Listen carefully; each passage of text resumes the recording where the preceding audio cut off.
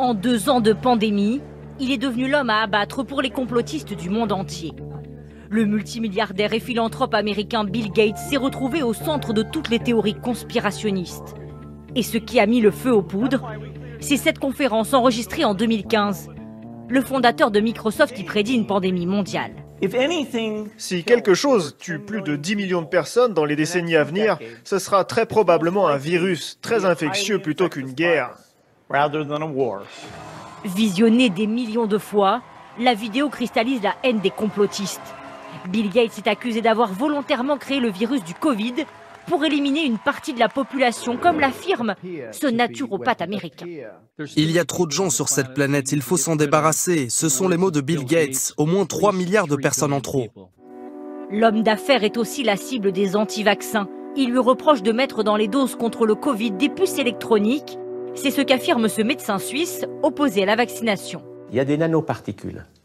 Et ces nanoparticules vont faire une sorte de puce. Vous serez pucé. Ça veut dire qu'ensuite, grâce à la 5G et aux satellites qui tournent autour, les gens seront sous contrôle. Car Bill Gates, selon les conspirationnistes, ferait partie d'un ordre mondial caché qui prendrait toutes les décisions, ce que les Américains appellent l'État profond. Ici, en Floride, certains citoyens lui reprochent par exemple d'avoir contribué à imposer le port du masque.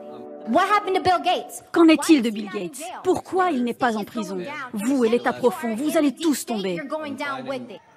En prédisant la possible arrivée d'un nouveau variant, Bill Gates fait face une fois encore aux théories des conspirationnistes qu'il accuse toujours de tirer les ficelles de cette pandémie mondiale.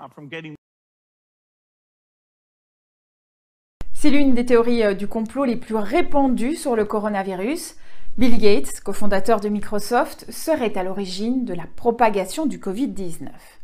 De telles rumeurs impliquant le milliardaire ont fait l'objet de plus d'1 million de publications sur les réseaux sociaux et de vidéos sur YouTube visionnées plus de 5 millions de fois. Alors pourquoi Bill Gates est-il au cœur de nombreuses théories du complot? Une vidéo a alimenté beaucoup de fantasmes. Il faut remonter 5 ans en arrière. En 2015, Bill Gates mettait alors en garde lors d'une conférence sur le manque de préparation des États en cas d'épidémie mondiale. Today, the greatest risk of global catastrophe doesn't look like this. Instead, it looks like this. If anything kills over 10 million people in the next few decades, it's most likely to be a highly infectious virus rather than a war. Il n'en fallait pas plus pour déclencher les rumeurs. Pour certains complotistes, cette déclaration est la preuve que le milliardaire était au courant de l'arrivée de l'épidémie du coronavirus. D'autres assurent qu'il aurait créé ce virus en laboratoire pour ensuite commercialiser un vaccin. Bill Gates aurait même la volonté de contrôler la population à l'aide de puces injectées via ce même vaccin.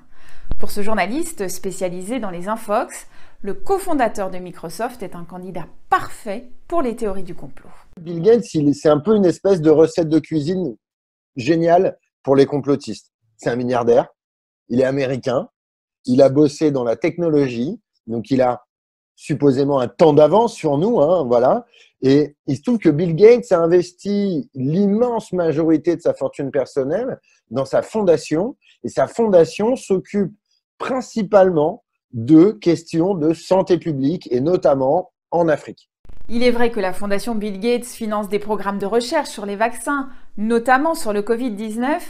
Elle mène aussi, depuis de nombreuses années, des grandes campagnes de vaccination contre la polio, par exemple, en Afrique. Là encore, Bill Gates est régulièrement la cible de fausses informations relayées par des conspirationnistes qui l'accusent d'inoculer des maladies à la population africaine. À chaque fois, le scénario est plus ou moins bien ficelé, mais ne contient aucune preuve fiable. Dans l'histoire des théories du complot, le problème, c'est que l'absence de preuves est la preuve du complot qui a réussi.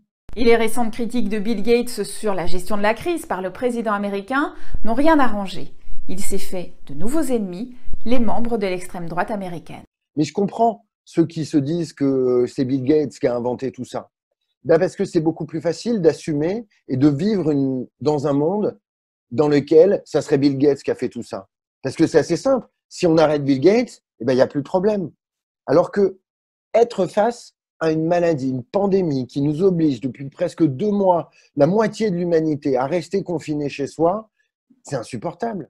Bill Gates a d'ailleurs réagi à ces thèses complotistes lors d'une interview sur la chaîne de télévision chinoise CGTN.